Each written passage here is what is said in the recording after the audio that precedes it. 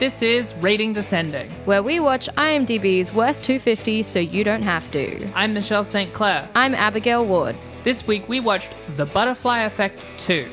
Nick Larson discovers a supernatural way to alter his life and travel back in time to key moments in his life by looking at photographs. Let's watch.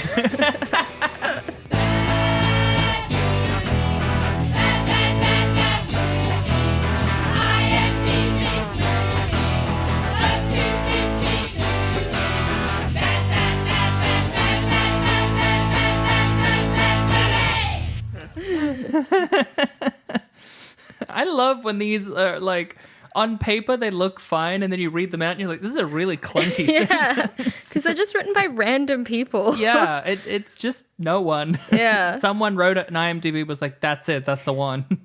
Who chooses them? I don't know. The IMDb Council. The Grand Council of IMDb. Yeah. Well, but they're all like there's 4 members of the council. Yeah. And all of them are actually, they all have the initials of IMDb. Oh. Yeah. There's Isaac, Max. Max? No, it's Max, but it's got like 12 A's. Deborah? And Baby. And it's a baby? Yeah. Right. Little goo goo gaga, but the baby is the most evil part of the council. It's like Boss Baby. Yeah. Yeah, I get you. You got to fight through Isaac, Max, and Deborah to get to Baby. Yeah. Well, it's a little libertarian baby. And when you have to face up to Baby just like puts every moment of cinema into your brain and you have a conniption fit because it's too much for you to handle. I see, yeah. You got to battle your way through every movie inside your own head to beat Baby. I think, well, how much faster is it playing? Because I think the real key thing, or are you seeing all of it just simultaneously all at once? Yeah, it's kind of like in a movie where like someone's having a flashback and they're just going like, and they're seeing just different shots of everything all at once. I thought it was the kind of thing at first where it was like, you know, when they like play at like 200 times speed and it's just like really rapidly going through it. But you need like just simultaneously the entirety of a movie, but it's all movies. Exactly. It's all movies. Every movie at once playing at the same time. But within the space of like 3 seconds. And then if you get through that, the baby glows a vivid gold and then explodes into film reels. Oh. And they all set on fire, but now the building's on fire and you've got to get out of the wreckage. But you also have to save your best friend and he's being shackled in the basement. Okay. What will you do? I'd probably run.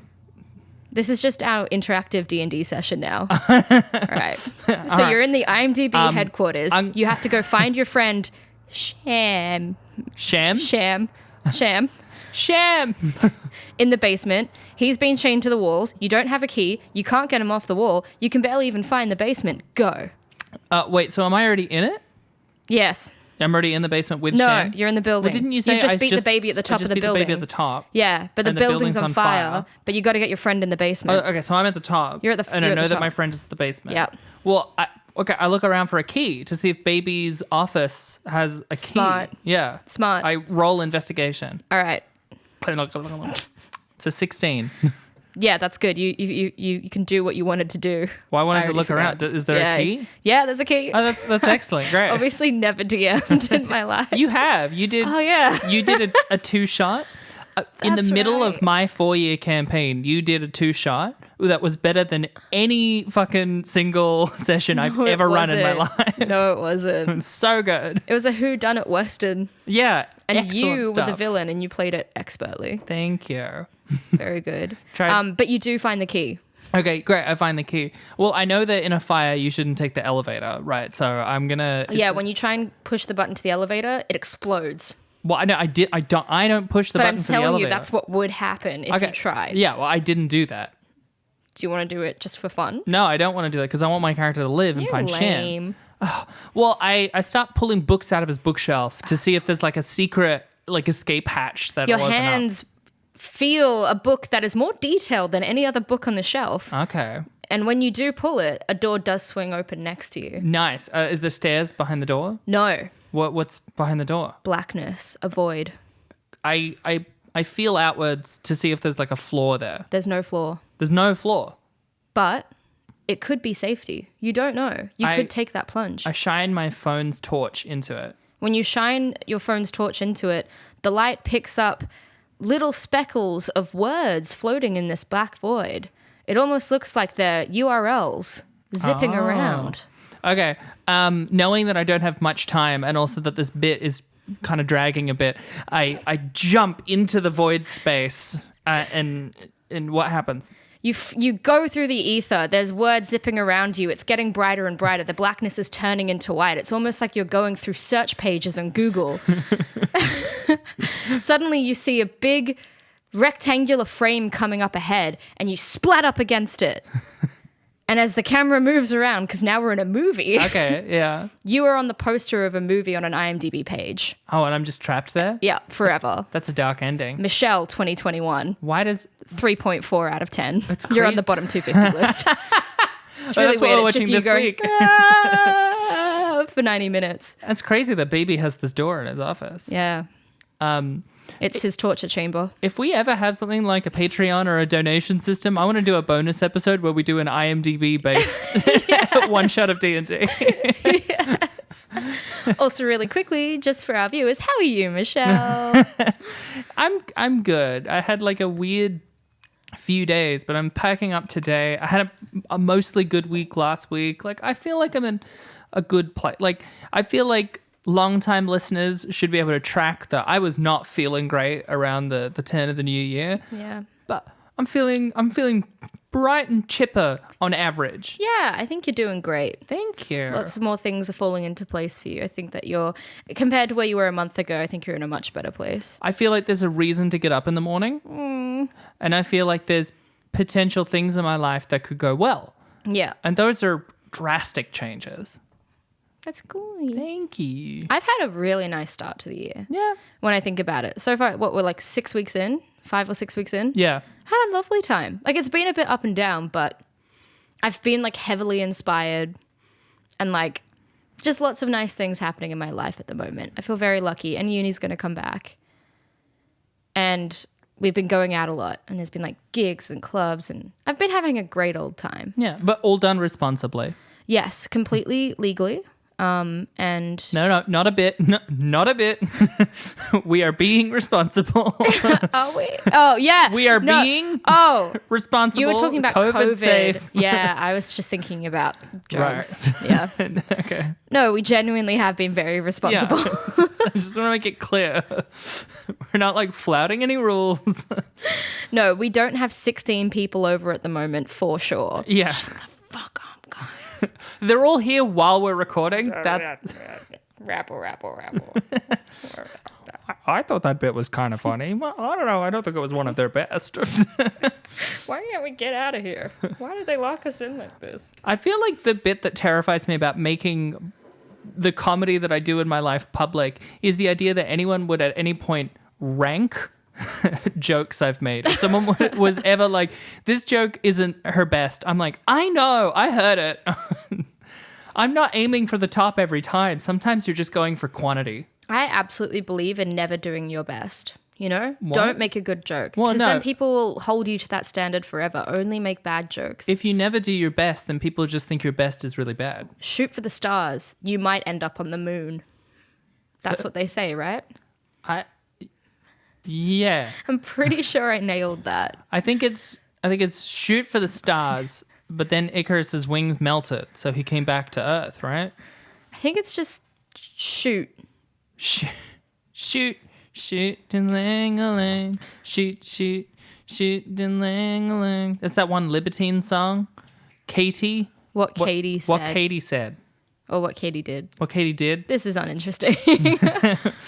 Speaking of uninteresting, this week we watched Butterfly Effect 2, which fully was expecting one of our like really mediocre, like, oh, it's a movie like Ouija that like probably shouldn't be on this list, but it's just like nothing.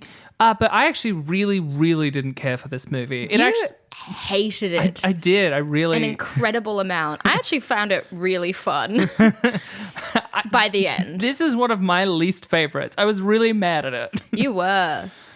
I enjoyed it. I thought the beginning was really dull and boring, but it kept getting more and more ridiculous and outlandish as it went on. So I was gripped. I agree that it got more ridiculous. The central thing that offended and upset me was that with such like an interesting premise as time travel and changing your life, it chose the dullest choice at every single time. True. Time travel is one of my favorite topics. Like I was literally named after a book about time travel. It was one of my favorite things to read as a kid. And when I used to write short stories, it was always time travel focused. So the premise sounds interesting. They just did everything uninteresting. Yeah. It was quite... I'm impressed at how they managed to make such an interesting concept so boring. I want to get into it more later, but it really feels like I'm watching a movie by a very uninspired person. Yeah. Like someone whose life is boring and they have no imagination. I didn't want to sit down and watch it this week. I was like, I could do anything else and watch this film. And I still had like a fairly good time, but I am just also impressed that I still want to go into film after we're like 30 movies deep on this stupid project. I'm shocked that I'm still here. We're really holding in, being like, one day, but I have a new goal. You know, I'm increasingly realizing maybe I'll never be as good as I want to be. So now my new goal might be to make on this list. Yes. Just really all the key is to get 10,000 reviews. I mean, Michelle 2021, the movie of you falling through a void. we can do that. Yeah. We can get you there. We can do that. It's an experimental film. It's art. The key is just those 10,000 reviews. Like that's all we need. And then We'll get you there.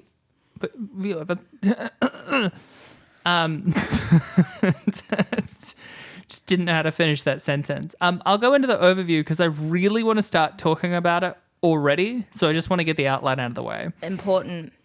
Nick Larson, his girlfriend Julie, and his friends Trevor and Amanda are celebrating by a lakeside when Nick is called back into work. During the drive back, they are hit by a semi-truck and Nick is left the only survivor. A year later, Nick is still suffering from strange headaches and is sent home from work for a week. During his break, he looks at a photo from just before the accident and is transported back to that moment, this time managing to avoid getting hit. He awakens back in the present, but his friends are now alive. After Trevor gets fired from their job, Nick walks out with him, infuriating Julie, who feels unappreciated. Nick finds a photo of the Christmas party right before his co-worker was promoted, and by looking at it, transports back to then and steals his business files. Now awaking in a new present, Nick has instead been promoted to vice president of the company, but realizes that he and Julie have broken up, the company is broke, and that he and Trevor have gotten into a shady business deal with a man named Malcolm. When they're unable to repay Malcolm's debt, he kills Trevor and kidnaps Nick. Managing to escape his captors, Nick then finds Trevor's girlfriend Amanda, who has a photo from just before the original accident. He transports back to this time and tries to break up with Julie to save her from his life and encourage her to live her dreams in New York. She reveals she is pregnant and drives off.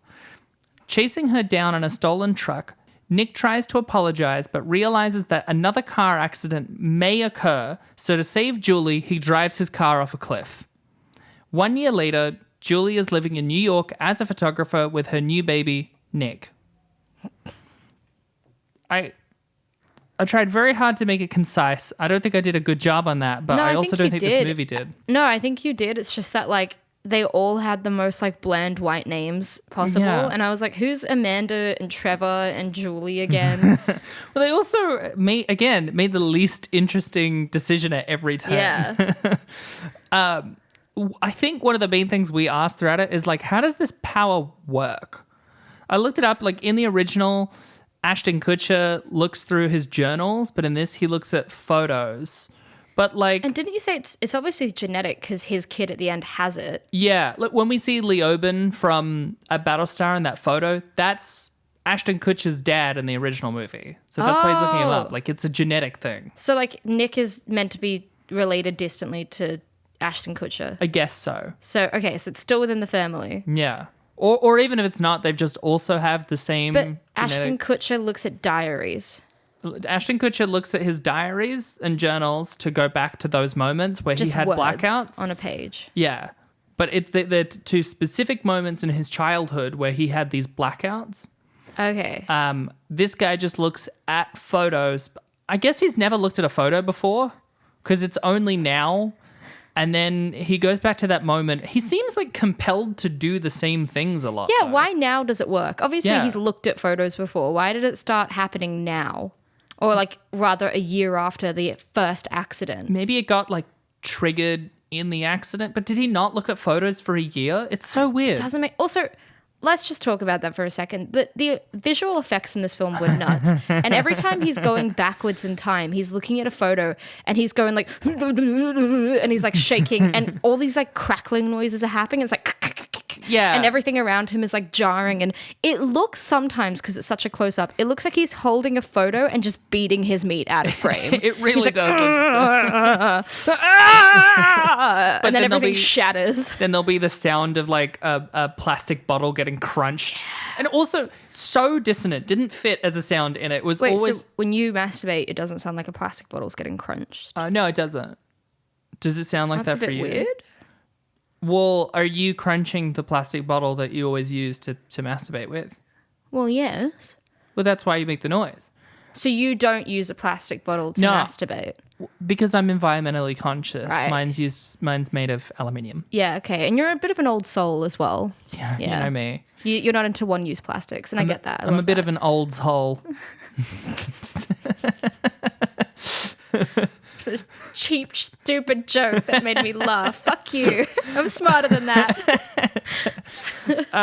Yeah, we really don't get a sense of like how this power works. It doesn't really make any sense. It just looks like he's beating his meat, and then he's like gone back in time to wherever he wants. Yeah. Well, where the photo is. And also, when he goes back to the original accident, he keeps like seeing the same words he did, but he looks in a daze. I'm like, is he unable to change things? They don't establish if he remembers everything in that timeline or not. I think- There's a couple things that indicate that he can if he's forced to, but he doesn't when he gets there. No, I think it's played as if he's really good at bluffing, but I don't think he remembers anything from the Right. intervening year of the new timeline. There's that bit where he's at dinner with his boss, and his boss is like, no, talk about this thing. And then like the camera was like, did a weird whoosh on his face, and there was Yeah. a weird sound effect. And then he just suddenly starts spurting all this shit that he wouldn't know if he hadn't experienced No, it. but the boss is saying talk about the numbers, and he doesn't talk about the numbers. He talks about like the same sort of sales pitch we see him do in the OG timeline. So he doesn't have a memory of the timeline he's going into. It's what I call the suddenly 30 effect, where we have a character go through time, but they're not aware of it. And that, for me, undermines everything They're not that's aware happening. of what's happened in the world that they've now landed in. Yeah, because when Yeah. it gets to the... But they make that really clear in Suddenly 30.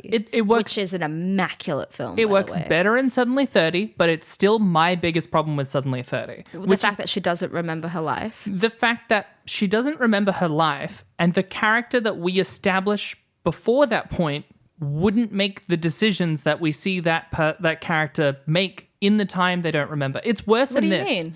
Well, I disagree with Suddenly 30.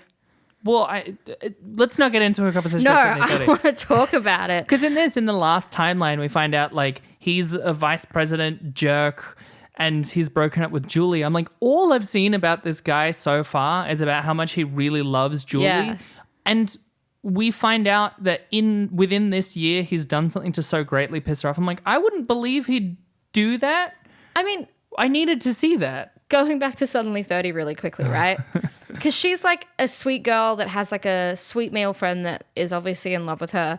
And then when she goes into the future, she finds out that she's now a bitch and that she like rejected him in high school and she became one of the mean girls. Yeah. But I believe that because you find out at the beginning that she's really desperate to be liked and she would hurt him to be part of their crew. And we see little things that she does to put him down in front of them. So when you find out that she's become a mean girl later on, you can already see the beginnings of that in the opening setup of the film before she goes into the future. We've had this discussion about Suddenly 30 before. I just don't like the way the movie explains it of like she comes out of the closet where she's sad and regretful and then apparently goes immediately to go break his thingy, which when she finds out that she did that, she's surprised. Yeah. Which she shouldn't be surprised because she was apparently prepared to do that. She finds that out ages later when she's cooled off about the whole incident. If you're a 13-year-old girl and you've just been embarrassed and humiliated, I believe she would have walked out of the closet and done that. Suddenly 30 can do no wrong, all right? See, now we know that Michelle is my God. anti-Suddenly 30. I'm not. I still enjoy the movie. If you love Suddenly 30, please write in at ratingdescending@gmail.com so that we can all gang up on Michelle, because that film is chef's kisses everywhere. I'm just describing a writing phenomenon that I don't like, where we see a character jump in time but have no memory of the intervening time. And in my opinion, that often, from a writing perspective, leads us to see them have previously made decisions that I don't think the established character would, which is very bad in this movie. We see him jump forward and then like he's constantly finding out that he did this or that bad thing that we wouldn't like. I'm like, I don't know if that Nick would do that, but also this guy's the worst. As I said, we see him like have made decisions that are bad, and then instead of going, hey, whoa, I don't like this, he's like, I guess that's cool, which is weird. Like when he's like sleeping with his boss's daughter.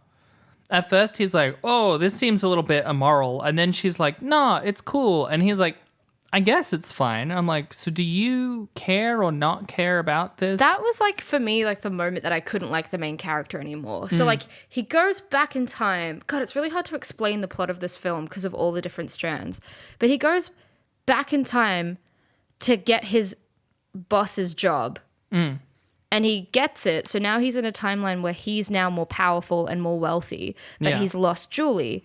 And then he goes to a dinner and realizes that his boss's daughter and him are sleeping together. And you're like, well, this is the Nick that we know that has just come from a timeline that loves Julie. He hasn't gone through this year-long process of dumping Julie. Yeah. But then he just fucks her anyway in the bathroom. And you're That's like, what I mean. wait, what? He wouldn't do that. He's literally in love with Julie. This is our Nick. So he fucks her in the bathroom, and then he like drives home and he's like trying to get in touch with Julie, and he's like, I love you and I need to find you. And we're like, I don't believe you. You just slept with someone else. You just cheated on her. Yeah. But also in this timeline, it's not technically cheating, but in his emotional timeline, he cheated on her. The cheating isn't about the logistics, it's about the emotion. That's where, and this is the part of the story where everything began to spiral out of control, because before then it was just like this boring, bland story about a guy like trying to save his girlfriend and trying to make his girlfriend happy and stuff. And then in this timeline, he's evil and powerful. He finds out that like the business that he's a boss at is losing money. He finds out that his friend is part of a bad business deal. And then he almost gets like, his friend almost gets murdered. Or he does get murdered. And then Julie gets murdered. Yeah. And then he's in a shootout. He wakes up to get his dick sucked by a random dude. Like, you're like, wait, what film am I in now? Really casually done sexual assault. Yeah. He got raped. Like, legit got raped. And it's just like this like thing that they pass off in the film. Which I don't think we even need to get that far into. It's probably not cool to have your only gay character in the film perform sexual assault on someone else. Yeah. Like there's a lot of bad stereotypes in there. I don't think the writer has ever met a gay man. Everyone in this film is so straight and white. That's been a trend. It has. Like all of these films, and I think it's because straight white people monopolize the film market anyway. That's true. Yeah. But these have all been straight white filmmakers. No, Ra one. Which was exceptional. So it doesn't count.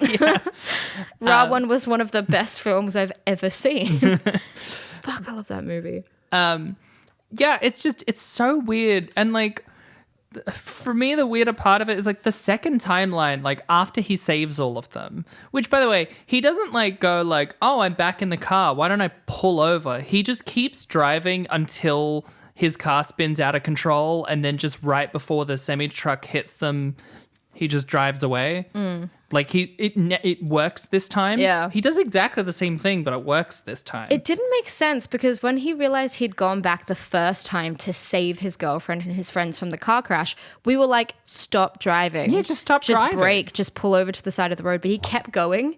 And then he did the whole spin on the road and the truck was coming, but this time he got them off the road. And we were like, why wouldn't he just stop at the beginning? There's so many character motivations that didn't make sense. When they're in this second timeline, like that he and Trevor are both annoyed that their supervisor is, you know, their old co-worker who took a deal from them and now is their boss. And then they quit and Julie's all mad because it's implied she had a miscarriage and she's annoyed that they didn't.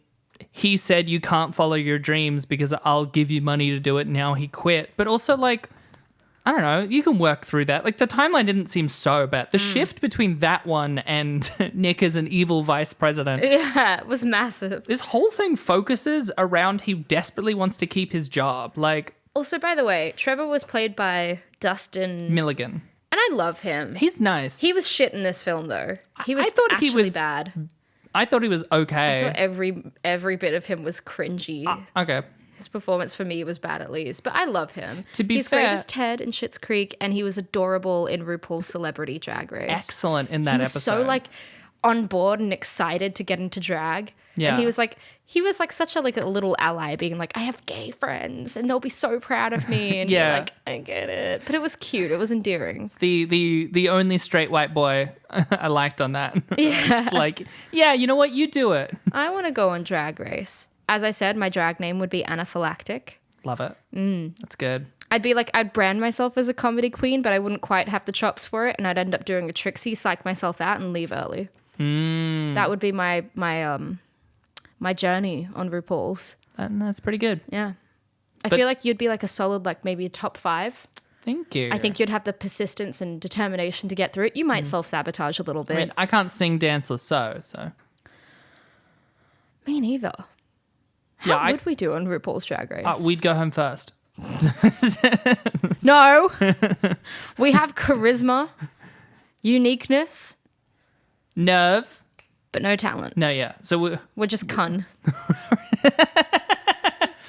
But yeah, like a huge portion of this movie just centered around business deals. And that was what upset, like that's why I got so annoyed about it. I'm like, the premise of this movie is that you can go back into your life and change things. In the original, Ashton Kutcher was going back to change things when he was a kid. And this is just 1 year early. But still, you can go back in time and change things.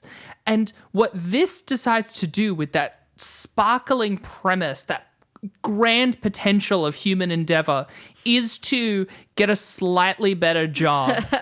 Like, I can't fucking believe it. That's the worst. So you told me about the first film that it ends, there's a director's cut that ends with Ashton Kutcher going back to the womb and strangling himself with the umbilical cord, right? Like, that's the ending. Yeah.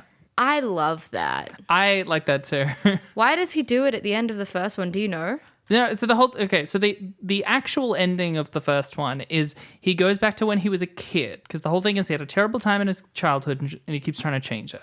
And he realizes that the best thing to do is make sure that he never became friends with this one girl that he really likes, because no matter what he's doing to improve her life, he keeps fucking it up. So Harry and the Hendersons her, so that not only do they not become friends, but also she moves out with her abusive dad. And then, you know, he's just living his life without her entirely, and they're both leading happier lives, which is what this one tries to do badly, but it doesn't make any sense in this one, but I'll come back to that. So, yeah, the director's cut, he goes back and strangles himself in the womb, allegedly to break the generational curse of doing... This movie's about time, but evil. Yeah. It's like Richard Curtis saw this and was like, what if this was nice? Oh, About Time. That is a nice movie. It's silly, but it's nice. It's lovely. It is honestly one of my favorite movies. Really? Yeah. It's just so sweet and wholesome. If you need something to be uplifting, if you need like your faith in humanity restored. It's everything I want in a movie. It's wonderful. It's also a style that I would want to make a movie in. Like, it's beautiful, but it's also kind of ramshackle. It's everything I want in a movie. Wonderful. Good style. Nice. Pretty. Yeah. And British. I actually don't watch British. American cinema as a rule of thumb. Yeah. Yeah. Yet the ending of this movie I really wanted to talk about, because like, so at the beginning, his girlfriend's like, I want to go to New York and do my master's in photography. And he's like, fuck that. I'm so close to getting this promotion and then I'll be able to buy you a studio. And I'm like, well, she wants to learn more. That's different than just having a studio. But I don't know. If I had a boyfriend that was like, nah, I'll just get you everything you want. Stay here. I'd be like, cool. Easy. Give me your fucking money. But the whole thing is that then he doesn't... Sorry, really quickly as well. Like, I'm a screenwriter. Yeah. If I was like, oh, maybe I should go do more education in screenwriting, and then my partner was like, no, I'll just give you money and finance one of your scripts, I'd be like, fuck yeah. Fuck yeah, baby. But the whole thing is that because he said that in the timeline where she lives, she's mad at him because he didn't support her. And then in the timeline where he does get a lot of money, they broke up. And also she found someone named, I think, Christian or something, who I stand Christian. He was getting her jobs, like photographing a fashion show at a club. Like, that's still a photography job. He's doing something. This guy, Nick does fucking nothing for her. When he goes back to save her, instead of saying, hey, why don't we both move to New York instead of staying here and then we'll live and it'll be happier, he goes, I'm breaking up with you. Leave. Go away. Like it was Harry and the Hendersons, her, but she's a grown woman. Yeah, he dumped her in a really weird way, like really mean. Yeah. And then I don't understand why he drove off the cliff. It seems like he got the vibe that a car accident would happen. Like, because he's driving on the other side of the road and she's behind the truck. But the dynamics are completely different. And then there's a car that starts oncoming to him. And then he looks at her, which I implied as like he's trying to make sure that she doesn't get hit. But she's on the right side of the road. She wouldn't get hit. And instead of like, why doesn't he slow down? I don't know. We don't even see him do it. We just see her go, and then we see his car already off the side of a cliff. Why does she still name her child Nick? Like, the last thing she remembers is that he suddenly turned really weird and tried to break up with her, and then like drove his car into oncoming traffic to apologize and then ran off a cliff. That's the trauma psychotic. that woman has gone through Yeah. in that final moment. That's Like, what she was left with. That's not a fond memory. Have you got trivia for this little film? Yeah. I do have some trivia. I really had to extract trivia from this because on IMDb, where we usually source our trivia, there was only one entry. Oh my God, that's the lowest yet. There was one piece of trivia, and I tried desperately to find anything else I could get my hands on. Okay. So the one piece of trivia was the director, John Leonetti, is the younger brother of Matthew Leonetti, who was the DP for the original Butterfly Effect, but wasn't the DP of this. Which, for listeners who don't know, that's the cinematographer. That was the one piece of trivia. That's it. Don't know why he didn't work on this one. That's all you got. Like that's all I got. But I got 2 or 3 others that I could find. So I found there was massive continuity errors in particular regarding the car crash scene. Yeah. Including changing which tires burst on the Jeep from shot to shot. The truck is shifting between being perpendicular and not being perpendicular from shot to shot and moment to moment. The continuity was all over the place for the whole movie. They change which direction the Jeep is being pushed by the truck from angle to angle. And additional details are also wrong when we see the scene the second time. So, like, basically no shot in that whole scene is consistent from moment to moment. Oof. Which is probably why it felt like absolute nonsense to watch. The whole attention to detail in this film was nothing. It was really hard to get a handle on what the fuck was going on.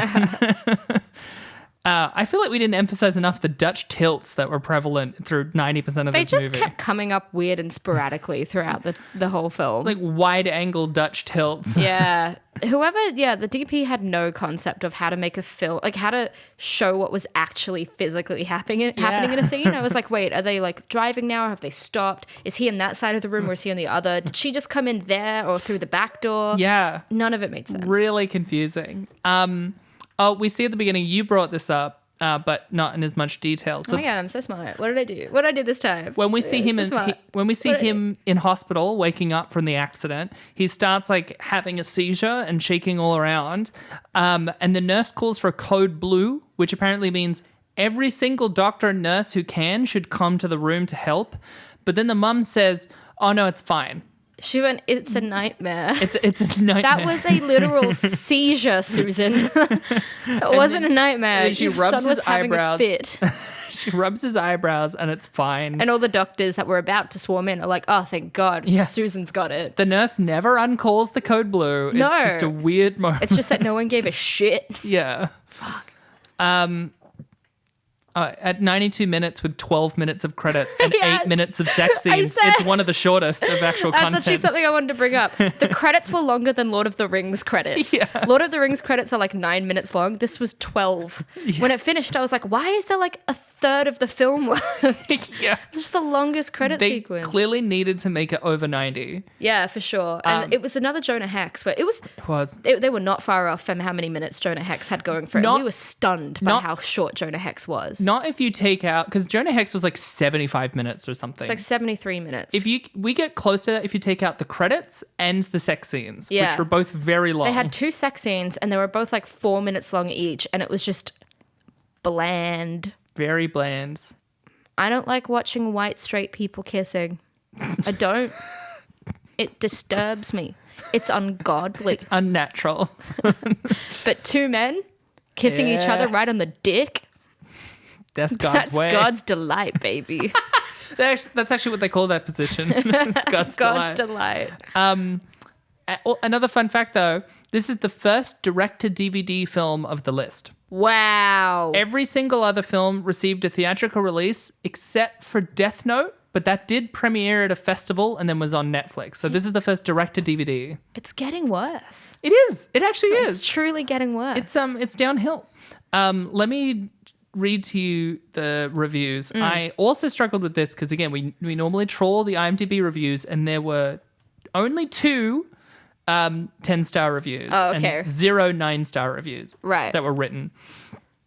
There was a lot of 1-star reviews. People really didn't care for this movie.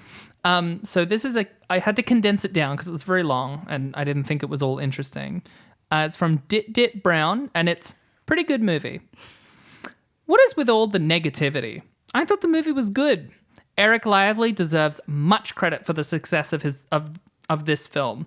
A fantastic performance. I've seen both movies and enjoyed them equally. The Butterfly Effect 2 being a sequel superseded my expectations. It was a new cast and the storyline reflected as much. And the sex scenes were not porn. They were fun to watch. Besides, Eric is yummy.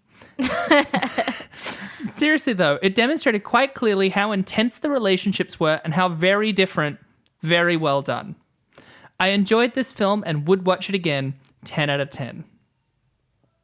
10 out of 10. My favorite in that is it was a new cast and the storyline reflected as much. I just love Eric being so yummy. Yeah. Do you ever just like someone takes off their clothes for you and you're like, yummy? Is that not what you do?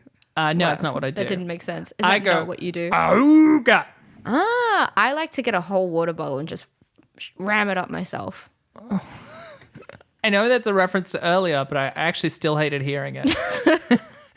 And this is one of the only 2 critic reviews on Rotten Tomatoes. And it's from David Nasser of Real Film Reviews.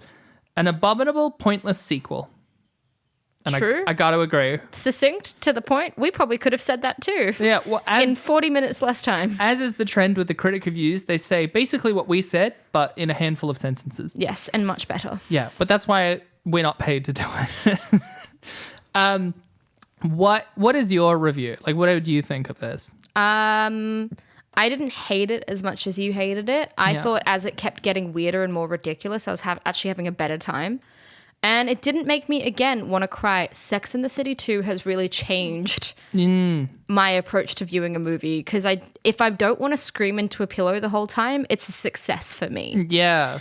This film didn't really feel like a real film. You know how like your bar is like, did it like, was it shot well? Did it Yeah. look good? It didn't do that. No, not good. Just like, was it shot like a This movie? really didn't feel like a movie. It Yeah, felt it like did. a student's film. Like It did a bit, It was yeah. like someone that just got out of film school and was the best in the class, just made their first feature. Like they're too young to really be able to figure out what kind of film to make, and Yeah. like they don't have the technical skills to make a nice film. Yeah. I would give this film a 3 out of 10. 3? Solid 3. I think that's fair. Like my initial instinct, because I hated it. No, 2.8. 2.8? 2.8. My initial instinct is to give it one of my lowest scores just because I really hated it. Hated it. I really did. I spent the whole movie just like frowning again because they have like the whole realm of story ideas and the whole thing is just really boring business deals. That's fucking nothing. Yeah. And white people fucking. But at the same time, I think if I was doing a bad movie night, I would watch this for that because I think it is potentially fun with friends, which there's been a lot of movies that don't fit that criteria. So I can't give it just like a pure 2 or a 1.8. So I'm actually going to rate it the same as you at a 2.8. Nice. High five. High five. You did it. Samesies. Hit your fingers. Oh my God. No. Okay. So that's one. That was a high five. And that was the butterfly effect too. Fuck. Abby just got possessed while trying to say that. It was the toot in me that's waiting to come out. So that was the butterfly effect 2. What are we watching next week, Abby? Next week, we're watching Superhero Movie. Oh, yeah. I remember watching it when it came out in cinema, and I think I had a crush on the lead guy, and it doesn't make sense. We'll have to address that next isn't week. It? Is it? No, the blonde guy. Oh, okay. Yeah, it was the blonde guy. Maybe he wasn't the lead. Either way, we're doing Superhero Movie next week. There's a lot of those Zucker Brothers movies on this list, this is the first one. I'm actually kind of excited because I know that they're a good, bad time. Yeah, I'm excited to add a new category to mediocre horrors and bad comedies. Now we have the movies. Yes, I'm excited. Join us next week, guys.